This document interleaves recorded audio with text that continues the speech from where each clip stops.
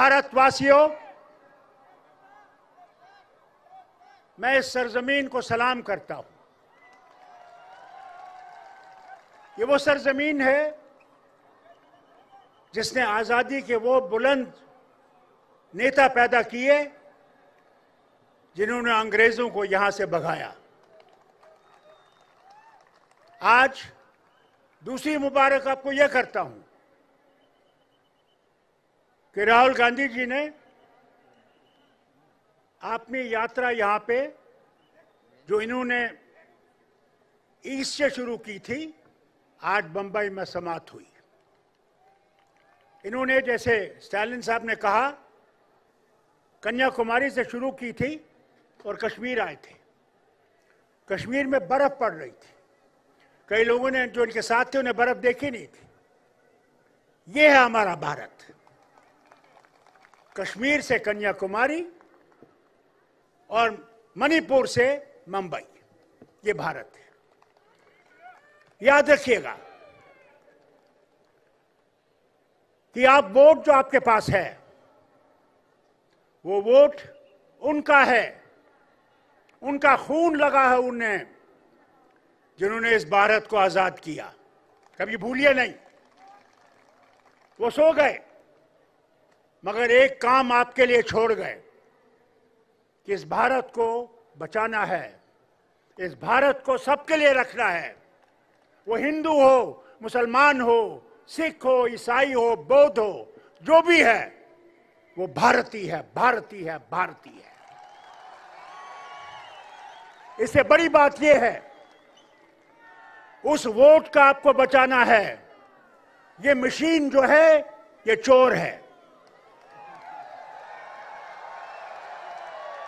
मेहरबानी करके उस मशीन को देखिएगा।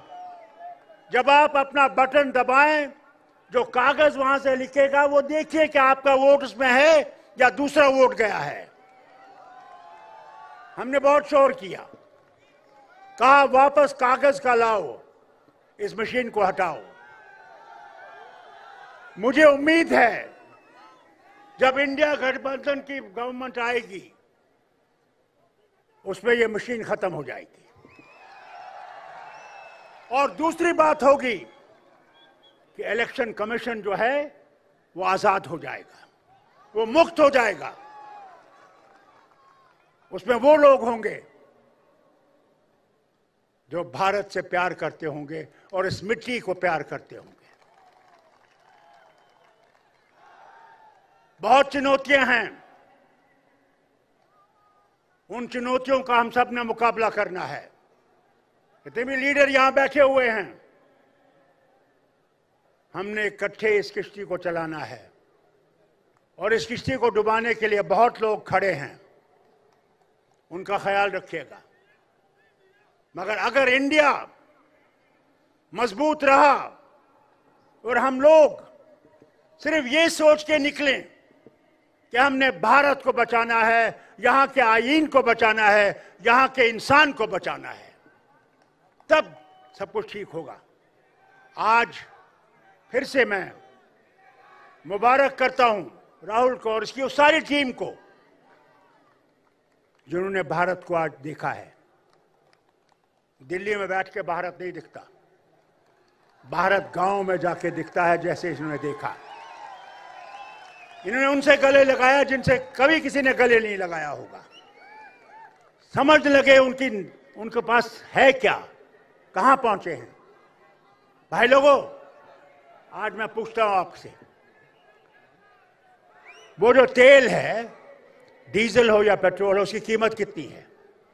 आज जरूर ने 2 रुपए कम किए हैं क्योंकि इलेक्शन आने वाला है। गैस का सिलेंडर कितना महंगा है? आज 400 रुपए कम किए हैं, इलेक्शन आने वाला। जो इलेक्शन अगर ये आ गए तो खुदा ही जाने ये सिलेंडर कहां पहुंचेगा। आपके खाने की तेल की कीमत पूछिए अपनी मां से, बहन से, बीवी से। उसे पूछिए कि सब्जी की कीमत क्या है, कहां पहुंच गए हम।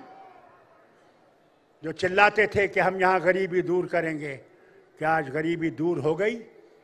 कि 80 करोड़ हमारे लोगों को अनाज मुफ्त देना पड़ता है, तो गरीबी कहां गई? बेकार हमारे जवान हैं, लड़कियां और लड़के पढ़े लिखे, कोई उनकी तरफ सुनवाई नहीं है। कब तक ये चलेगा? कब तक हम इस मुसीबत को देखते रहेंगे और चुप रहेंगे? आज वक्त आ गया है कि हम इकट्ठे होके संविधान को बचाएं और इस भारत की जो परंपरा है उसको बचाएं। ये आप तक है। मैं यही ऊपर वाले से मांगता हूं कि आपको हिम्मत दे कि आप अपने आप को और सबको निकालें और वोट डालें। अगर आप वोट नहीं डालेंगे तो फिर आप कुछ नहीं कह सकते, मगर वोट डालिए, आपके हक में नतीजा होगा।